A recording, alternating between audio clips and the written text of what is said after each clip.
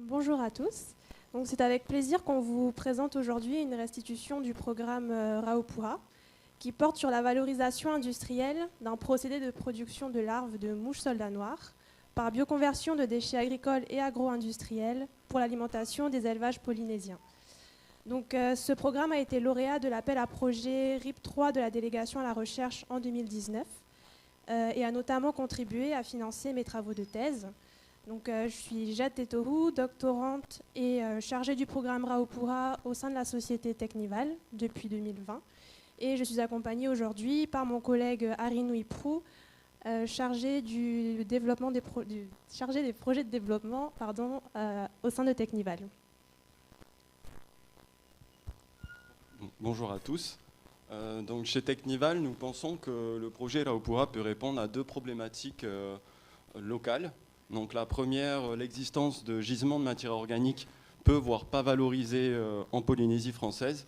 Donc pour la petite histoire, le programme Raupura a débuté en 2015 lorsque l'Uliri de Tahiti a contacté la société Technival car ils étaient à la recherche d'une solution de valorisation plus noble pour leur excédent de tourteaux de copra. Donc c'est d'ailleurs de cette collaboration initiale que provient le nom du projet, Rao signifiant mouche et Pura copra. Donc, au fil de notre progression, on a également identifié et effectué des essais de valorisation par bioconversion sur d'autres gisements de matière organique qui étaient peu, voire pas valorisés. Donc, l'objectif ici est de créer des filières de valorisation à plus haute valeur ajoutée pour l'ensemble des gisements identifiés. Donc, deuxième problématique à laquelle tente de répondre le projet Raupura, c'est le développement de la résilience du territoire polynésien. Chose qui semble nécessaire dans un contexte où l'avenir est de plus en plus incertain. Donc pour y arriver, le pays souhaite tendre vers l'autonomie alimentaire et donc développer le secteur agricole. Malheureusement, aujourd'hui, la quasi-totalité des intrants qui sont utilisés dans les différentes activités de culture et d'élevage sont importés, ce qui crée une dépendance vis-à-vis des territoires étrangers. Donc l'objectif ici pour le programme est de produire localement des intrants pour soutenir le développement de notre secteur agricole. Donc, pour faire suite à ce que vient de présenter Arinui, globalement, la concrétisation du programme Raupura, c'est la création d'une unité industrielle de production de larves de mouches soldats noirs, ou Black Soldier Fly en anglais, d'où l'acronyme BSF. Et en fait, il vient en réponse à deux principaux verrous. Le premier étant celui de la gestion des matières organiques. Une étude interne menée au sein de la société Technival en 2017 avait permis de mettre en évidence un certain nombre de gisements qui avaient un fort potentiel de valorisation par la bioconversion. Donc on cite notamment les restes alimentaires et les coproduits de la pêche, qui représentent des tonnages assez importants, mais qui pour l'heure n'ont pas nécessairement de voie de traitement adaptée ou optimisée. Et donc l'idée avec l'unité industrielle, c'est justement de promouvoir la création d'une nouvelle filière de traitement de ces matières organiques qui utiliseront donc le processus de bioconversion de la matière spécifique aux larves de BSF. Le deuxième verrou auquel on souhaite répondre, c'est celui des besoins et de la sécurité alimentaire. Dans un contexte global où la population ne cesse d'augmenter, mais où l'accès aux ressources est limité, il devient urgent de trouver des ressources alternatives, d'autant plus qu'aujourd'hui, si on prend l'exemple de l'alimentation animale, les modèles de production sont peu vertueux. Par là, je prends l'exemple de la culture du soja qui peut être associée à la déforestation ou au fait qu'on utilise des farines et huiles de poisson en aquaculture qui menacent la biodiversité des océans. La problématique des besoins alimentaires est d'autant plus marquée dans notre contexte insulaire car, comme l'a souligné Arinui, nous sommes très dépendants des importations. Et donc, de la même façon, le programme Raupura, avec le développement de cette unité, a vocation à produire de nouvelles ressources alternatives et durables. La ressource principale étant évidemment la biomasse larvaire, très riche en protéines et en lipides. Mais il y a également des coproduits de production. Donc, le résidu, ce qui reste une fois que les larves se sont alimentées, constitue un excellent amendement organique pour fertiliser les cultures. Et il y a également la chitine qui est contenue dans l'exosquelette des BSF qu'on peut extraire et valoriser à grande échelle. Donc voilà, le programme Raupura, c'est un programme d'économie circulaire qui a vocation à valoriser des gisements de matière organique en produisant de la ressource, donc d'une part des larves de BSF et d'autre part le résidu qui peut être utilisé en fertilisant. Et ces larves de BSF ont vocation à être transformées pour extraire les protéines sous forme de farine et les lipides sous forme d'huile, qui pourront ensuite intégrer la formulation d'ingrédients pour l'alimentation animale et à terme l'alimentation humaine. Donc, ce programme Raupura, c'est le fruit d'un partenariat public-privé qui réunit l'Institut Louis Malardé à la société Technival. Et moi, dans le cadre de mon doctorat, je suis rattachée donc, à l'université et au laboratoire UMR-EIO. Donc c'est un partenariat qui a beaucoup de sens et qui est, je pense, très moteur dans ce projet, car chaque entité apporte sa contribution, apporte ses ressources. Ça peut être des ressources humaines, donc des personnes qualifiées avec qui j'aurais besoin d'échanger pour faire progresser le projet, mais également en termes d'infrastructures. Donc on va vous en parler après, mais on est accueillis au sein des plateaux de l'Institut Louis Malardé et on occupe actuellement les nouveaux laboratoires relais. Et donc voilà, c'est un projet qui bénéficie pleinement de la dynamique du monde de la recherche, mais pas que. Oui, alors du coup, en tant que Technival, nous on est opérateur dans la gestion des déchets. Donc on est venu on apporte d'ailleurs toujours notre expertise en tant que spécialiste dans la gestion des déchets, notamment dans le cadre de l'identification et de la mobilisation des différents gisements de matières organiques. Et on apporte aussi une dynamique qui, je pense, est propre au secteur privé, dans le sens où on sait répondre présent et injecter de l'argent au bon moment, ce qui nous permet de mettre en application les différents résultats qui sont validés par la démarche scientifique menée par Jade. Du coup, premier fait marquant pour le projet de Raupura, donc ça a été le retrait de l'huilerie de Tahiti. Donc quelques années après le début du programme, en fait, l'huilerie de Tahiti nous a annoncé devoir se retirer du projet à cause en fait d'une forte baisse de leur production de tourteaux de copra et donc plus d'excédents à valoriser. Heureusement pour le projet, on avait déjà commencé à identifier et étudier la valorisation d'autres gisements locaux de matières organiques. Donc concrètement, aujourd'hui, on récupère des restes alimentaires au restaurant universitaire qui est géré par Newrest, mais également des coproduits de la pêche qui sont transformés par le CGA de Faréouté.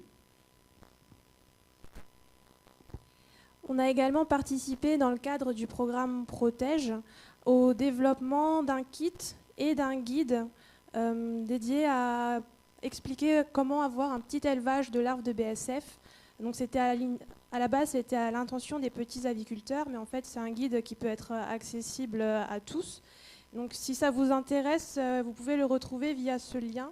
Donc le guide est disponible ainsi que le rapport technique de cette étude.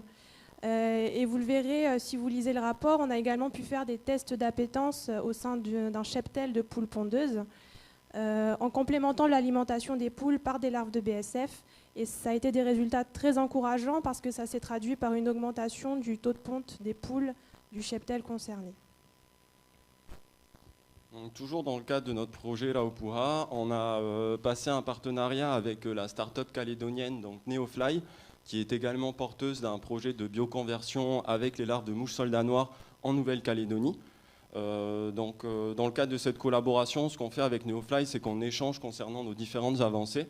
C'est d'autant plus intéressant du fait que Neofly a une expertise dans l'aquaculture et Technival dans la gestion des déchets. Donc c'est plutôt complémentaire. Également, j'ai eu l'occasion de partir en formation à Brest au sein d'un laboratoire d'analyse Lipides Océan. Et donc j'ai été formée, puis j'ai réalisé moi-même la caractérisation du profil lipidique de mes larves que j'avais nourries sur les différents gisements qui nous intéressent aujourd'hui à grande échelle. Et ces analyses ont également été complétées par une série d'analyses proximales sur les mêmes échantillons, ce qui nous permet aujourd'hui d'avoir une caractérisation assez complète du profil nutritionnel de nos larves produites sur notre pilote à Paella. Dernier fait marquant pour notre projet, donc la mise en place actuellement d'une unité pilote dans l'un des laboratoires relais de l'ILM sur son site de Paella. Donc l'objectif de cette unité pilote, c'est de déployer l'ensemble de notre processus, donc de l'élevage des larves à leur transformation à une échelle pré-industrielle. Donc dans cette unité pilote, on retrouve déjà d'ailleurs un espace pour la gestion des matières organiques, un autre pour l'élevage des larves, un autre pour l'élevage des adultes, et enfin une zone pour la transformation des larves qui va nous permettre donc de fabriquer notre huile et notre farine. Donc, quel avenir pour le projet Raupura?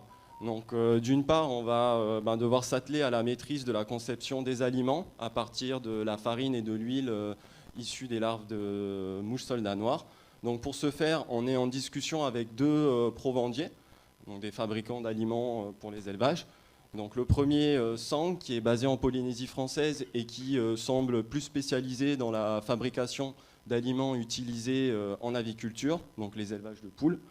Et donc le deuxième provandier, donc Sika, qui lui est basé en Nouvelle-Calédonie et qui par contre là, lui, semble plus spécialisé dans la fabrication d'aliments utilisés en crevetticulture.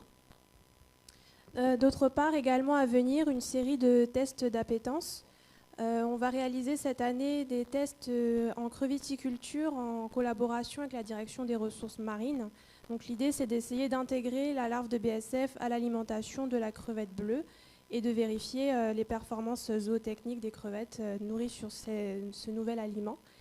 Et sensiblement la même chose avec le laboratoire d'entomologie médicale de l'Institut Louis Malardé, qui a un élevage industriel de moustiques dans le cadre de la lutte antivectorielle. Et donc l'idée, ce serait de remplacer la source actuelle de protéines utilisées pour nourrir les larves de moustiques par de la farine de BSF, et de la même façon d'observer les résultats obtenus en remplaçant la source de nutriments.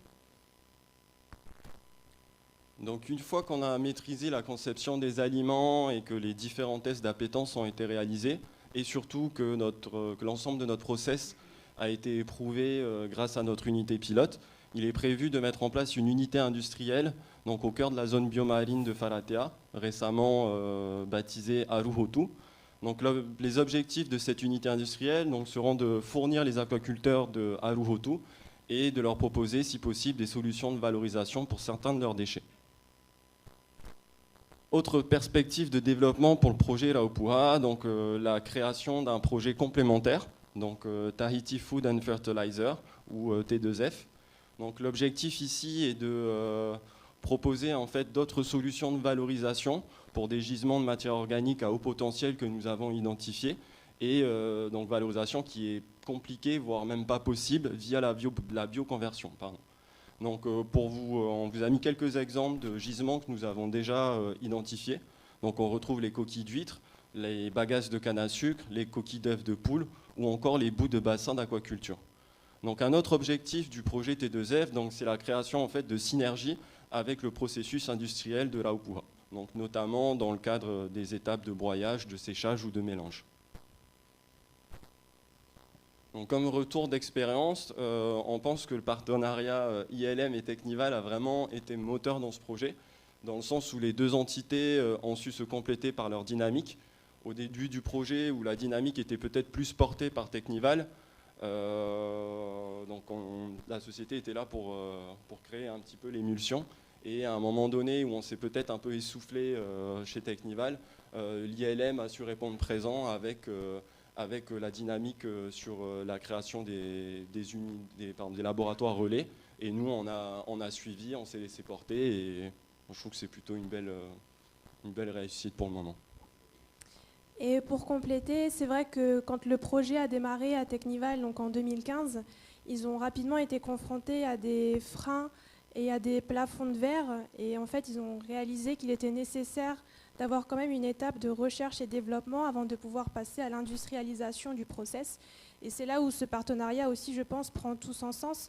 C'est d'avoir, d'une part, dans notre démarche, le cadre rigoureux de la recherche scientifique, et tout en sachant derrière qu'il va falloir répondre à des attentes du secteur privé en termes de productivité, de rendement et également de bénéfices du projet. Donc je pense que même moi, en tant que doctorante, c'est très enrichissant d'évoluer dans un environnement qui est celui-ci, car j'évolue un peu dans les deux sphères et l'objectif, c'est de trouver l'équilibre entre les deux. Mais moi, je pense aussi que c'est une très belle collaboration et une très belle aventure. Voilà, merci.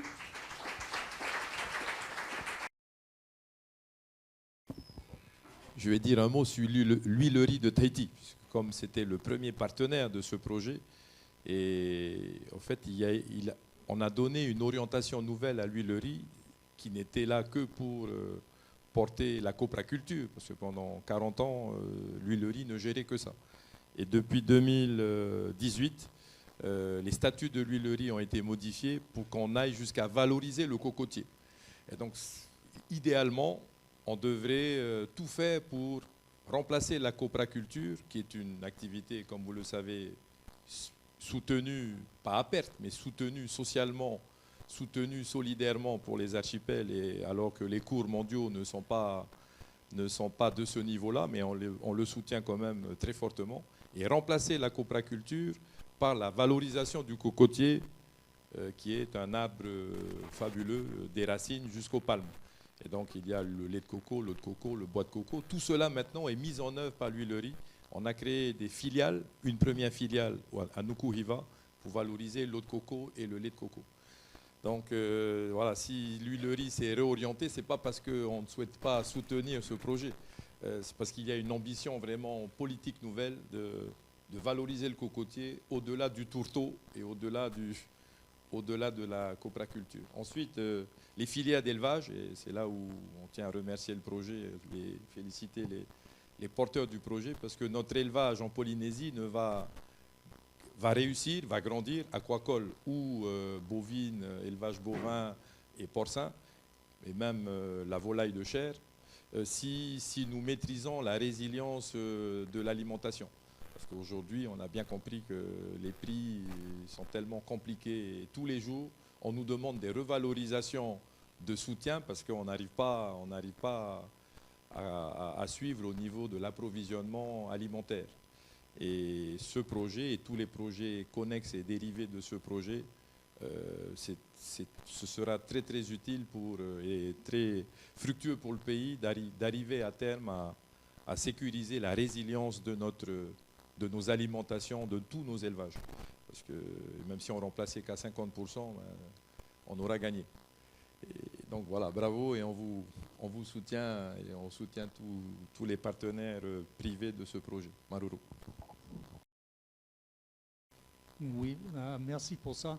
En sachant qu'on utilise plus en plus, ou on espère d'installer plus en plus des stations d'épuration, des quartiers et plus grands centrales en ville, est-ce que vous êtes en train de traiter les bouts des bassins de décantation des stations? Oui, mais pas forcément, pas avec le projet Raupura pour le moment. Un peu comme expliqué, le projet Raupura est arrivé parce que on était à la recherche de solutions de valorisation plus nobles. Aujourd'hui, les bouts de stations d'épuration sont récupérés pour faire ce qu'on appelle du co-compostage. Donc en gros, ils sont mélangés à notre compost et distribués à des professionnels qui font par exemple de la culture d'arbres, d'arbustes, à utiliser dans la culture maraîchère bien sûr. Une question. Donc Gérard Sioux, donc du cluster maritime, mais également aquaculteur. J'ai bien entendu effectivement que ce programme de pré-industrialisation, enfin de projet pilote pour arriver à l'industrialisation un peu de la production d'aliments. Effectivement, les crevettes, aujourd'hui, il y a dès à présent déjà 200 tonnes qui est produit, et il en faut 400 tonnes d'aliments. 2 kilos d'aliments pour 1 kilo de crevettes. Tout est importé, effectivement, et les cours mondiaux de ces intrants montent énormément. Et donc, de trouver une filière locale, résiliente, est bien sûr un sujet. Effectivement, ma première question, vous n'êtes pas encore raccroché à une entreprise qui peut déjà et qui a des besoins quotidiens d'alimentation pour faire déjà des essais et voir un peu quel est le ressenti en fait de la production. C'est vrai que ce qu'on nourrit aux animaux, ce qu'on va manger, on le retrouve dans le goût. Dans le goût.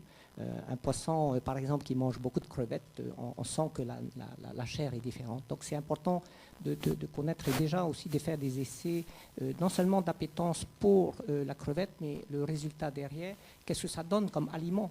Parce que c'est toute l'alimentation qui donne le goût d'une bonne alimentation. Donc c'est important que tout ça se traduit par des essais je dirais pas simplement d'appétence pour les crevettes, mais d'appétence pour les personnes qui vont les consommer. Il ne faut pas qu'on dise « oh, c'est dégueulasse ». Donc il faut vraiment qu'on fasse ce test-là avant d'aller beaucoup trop loin. Il faut faire un test d'appétence client. Qu'est-ce que ça donne comme résultat? Et donc nous sommes prêts, depuis le temps que j'ai indiqué, que nous sommes prêts à participer en tout cas à des expérimentations qui sont importantes. Bon, la deuxième question, c'est donc la productivité, c'est-à-dire que quelle est la capacité de production pour vous de ce projet Raupua? Est-ce que vous serez en capacité par rapport à une tonne de copra, combien pouvez-vous par exemple produire en larves voilà, tout ça, c'est des liens, comme j'ai dit, c'est 2 kilos d'aliments pour reproduire 1 kilo de crevettes. C'est ce qu'ils appellent le taux de conversion, elle est important, c'est un chiffre important. Voilà, c'est important de savoir quelle est la capacité et bien sûr, s'ils auraient une estimation du coût que ça peut revenir, ce qui permet de valider ou pas un projet industriel. Voilà, merci.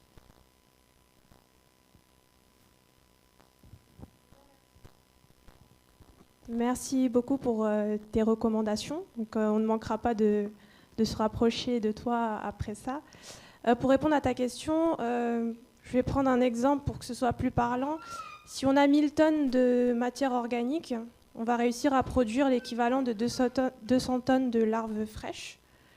De là, on va avoir à peu près, je ne sais plus exactement, peut-être 70 tonnes de larves sèches. Et après, ça va se décomposer en à peu près 20 tonnes d'huile et 30 tonnes de farine. C'est pour avoir une idée globale de ce qu'on a à chaque étape du process. Et après, bien sûr, ces huiles et farines sont réintégrées dans la formulation globale d'un aliment à destination des filières animales.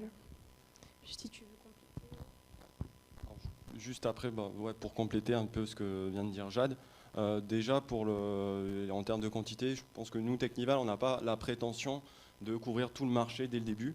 Donc ça va se faire de façon crescendo.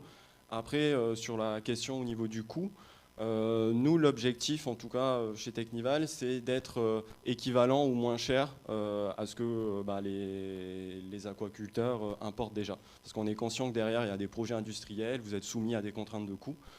On espère que justement avec le fait d'avoir plusieurs revenus, comme l'explique Jade, la valeur derrière le processus d'élevage des larves de mouches soldats noirs, on retrouve aussi le résidu qui peut être vendu et utilisé comme amendement.